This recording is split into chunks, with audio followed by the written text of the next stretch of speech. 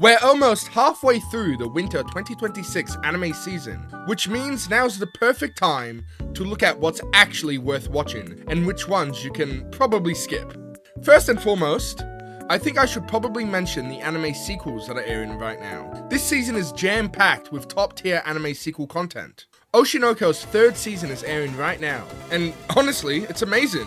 I'm really enjoying Ruby's, for lack of a better word, villain arc. Her manipulating situations around her and slowly figuring out the secrets behind Ai's death is pretty cool. We're also getting more of a look into Aqua and his relationships with both Akane and Kana, and seeing his PTSD more and more is quite thrilling. We've also got Frieren Beyond Journey's End's second season. Only being 10 episodes long compared to the 28 episode long season 1, Frieren is definitely worth watching. For the visuals, the animation and action, the characters as well, highly recommend. My Hero Academia Vigilantes has come with their second season as well. It's a bit slower than season 1, but I'm still enjoying it. A personal favourite of mine, 'Tis Time for Torture Princess, has gotten a season 2. And it's very fun. Honestly, I highly recommend this one. If you're looking for a show to watch that's cute, relaxing, that you can just turn your brain off and enjoy, this is for you. It has great humor, great characters. There is nothing I dislike about this show. And a bunch of anime sequels that I'm personally not watching, but I will still mention. The likes of Jujutsu Kaisen Season 3, Hell's Paradise Season 2, Fire Force Season 3 Part 2, just to name a few. I'm not watching these, but I do recommend you give them a look if you've watched their previous seasons, as I have heard a lot of good things about them. Now I can get into the meat of this season. There are a lot of non-sequel animes airing right now that have honestly shocked me. Sentenced to be a Hero is great. A world where criminals get forced to become heroes for what is basically community service. The main character, Xylo, accidentally steals a goddess, and she imprints herself onto him. And then it follows the basic fantasy trope of, they have to kill the demon lord, but it's still great. The animation is fantastic, and the characters are really well written. There are so many characters, but so far, they have all stood apart from one another, and they all impact the viewer equally. The best characters, though, in my opinion, are Kivia and His Majesty. His Majesty is just he is written so well.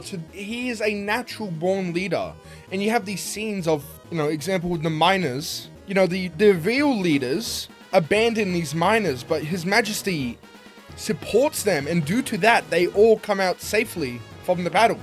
And it's just great. And Kivia's awesome as well. Her changing her mind about how she perceives heroes is pretty cool as well. But I think my favorite of this season has to be Kaya-chan Isn't Scary.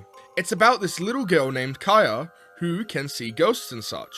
And it's about her in kindergarten, and she gets up to shenanigans, exercising ghosts and whatnot. The first 2 episodes are episodic, with only a little bit of story hidden in there. But by episode 3, they start setting up a story, and holy crap, every episode onwards had me on the edge of my seat. I'm genuinely shocked that people aren't talking about this.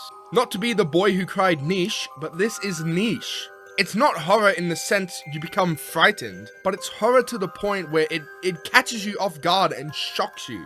Honestly, it's amazing, and I highly recommend you watch it. For the romance fans out there, you and I are polar opposites. This is really enjoyable. Imagine you take animes like Komi Can't Communicate, Don't Toy With Me Nagatoro, and My Dress Up Darling. Throw them all into a pot, this is what you'll get. And it's really good. It's about this Gyaru and this Lona who fall in love and begin dating. It feels incredibly natural and realistic.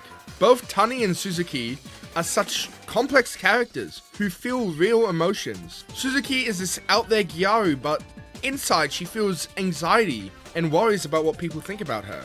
And she's so relatable at times. I think this show is also great because we're seeing it from the female's perspective. Most shows that follow this trope of, Gyaru and Loner boy, it's all from the male's perspective. But this one, we see from Suzuki's perspective, and it sheds a whole different light on it compared to other shows like this. The side characters are great as well, and the animation and art style is also very cute. Another great show is Shiboyugi, playing death games to put food on the table. What's great about this one is the direction. Episode 1 is a 50-minute long episode with stunning visuals. The visual direction for the show is off the charts. I've honestly never seen anything like it before. It's so difficult to put into words how great this looks, but so many angles, the way things are drawn, just everything about this is great. The main character Yuki is also such a bizarre specimen. I honestly can't grasp her. One point, she seems like she's this sweet girl who cares about others, and then she'll murder someone for the sake of winning a game. Like, I can't predict her next move, and it's awesome. Go watch this. Roll Over and Die is a show about the legendary hero, but she has a bad skill that reverses all of her stats. She gets sold to a slave trader, then she finds cursed armor that, because of her skill, buffs her instead of cursing her. She then does hero stuff. It's alright. But like, it's your average, legendary hero fantasy anime. There's another addition to the Fate franchise. Fate Strange Fake. Fate if it was in America. The animation is probably the best thing this has going for it. And I hate to say this, I'm very lost with everything else though. The plot is a tad confusing. And, well, this is my first ever Fate, so it may be the case that all the Fates are like this and I'm just new to it. Who knows? But it isn't bad at all. It's enjoyable, but it's just a bit much for me. Scum of the Brave is one that's okay. It's not spectacular, but it's still enjoyable. It's superpowered mafia stuff, basically. I'm enjoying it. The female characters are good in this show. I like all of their 3 personalities, but the main male characters just... He gets on my nerves a lot. But besides that, it's okay. Sadly though, we can't have good shows without having not so good ones. There was a cute girl in the hero's party, so I tried confessing to her. It's Isekai Slop. I mean, it's watchable, but it's average Isekai. Nothing special. Guy gets isekai'd into fantasy world, becomes overpowered demon lord, falls in love with the girl in the hero's party, and yeah, you can probably guess the rest of the plot yourself. Once again, nothing special. Now here, the Darwin Incident is one that I was very excited for, but sadly it just didn't live up to that excitement. Episode 1 was nothing to write home about. Half man, half chimpanzee, gets made and tries to be integrated into human life. Goes to American school, and yeah, I got bored after episode 1. I feel bad saying this because this is one I was incredibly excited for, but yeah.